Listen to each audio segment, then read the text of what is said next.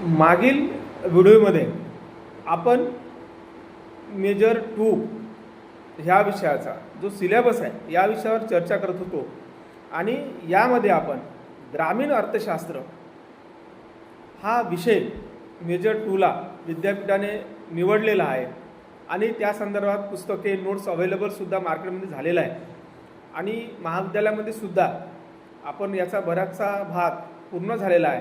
याच्यातला जो पहिलं युनिट जे आहे की ग्रामीण अर्थशास्त्राचा जो परिचय, यामध्ये आपण ग्रामीण विकासाच्या अभ्यासाची उद्दिष्टे आणि महत्त्व, अतिशय महत्त्वाचा भाग आहे की ग्रामीण विकास म्हणजे काय, त्याचा अभ्यास, त्याची उद्दिष्ट कोणती आहे आणि महत्त्व कोणते आहे, हा भाग शिकायचा आहे। याशिवाय ग्रामीण विकासाचे सूचना निर्देशांक की जो ग्रामीण विकास करण्यासाठी निर्देशांक कोणते वापरता येईल, कारण आपल्याला निर्देशांक अधोरेखित केल्याशिवाय आपल्याला त्याचा अभ्यास करता येणार नाही आणि त्यामुळे ग्रामीण विकासाचे सूचना निर्देशांक अर्थशास्त्राचा आंतरविकास व दृष्टिकोन सोबतच ग्रामीण गरिबी आणि बेरोजगारी, ग्रामीण गरिबी आणि बेरोजगारी ही अत्यंत वर्तमान काळात ग्रामीण अर्थव्यवस्थेमध्ये किंवा भारतातील ग्रामीण भागामध्ये अत्यंत कळीचा मुद्दा आहे।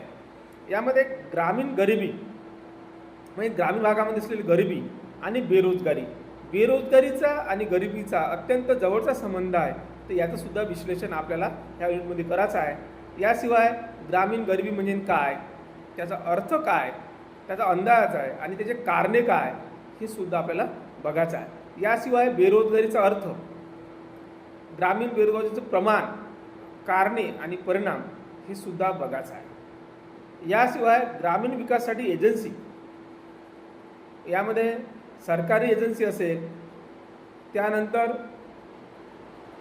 सरकारी एजन्सी असेल, निमसरकारी संस्था असेल, सहकारी संस्था असेल, याचा सुद्धा आपल्याला इथे अभ्यास करायचा आहे। याशिवाय अशासकीय संस्था, ग्रामीण विकासासाठी असणाऱ्या विविध संस्था, याचा सुद्धा ह्या युनिटमध्ये अभ्यास करायचा आहे। आणि दुसरं जे युनिट आहे हा आहे ग्रामीण विकास। याच्यामध्ये ग्रामीण विकास करण्यासाठी ग्रामीण वित्त, ग्रामीण कर्ज, त्याचं कर्ज वितरण, त्यासाठी यंत्रणेची असणारी गरज, याचा सुद्धा अभ्यास करायचा आहे। ग्रामीण सहकारी पतसंस्था, ग्रामीण कर्जाची नवीन धोरणे, ग्रामीण विकासात तंत्रज्ञानाचा वापर, समस्या, याचा सुद्धा अभ्यास करायचा आहे। याशिवाय ग्रामीण विपणन, ग्रामीण बाजारपेठेचा अर्थ आणि प्रकार, याचा सुद्धा आपल्याला या युनिटमध्ये अभ्यास करायचा आहे।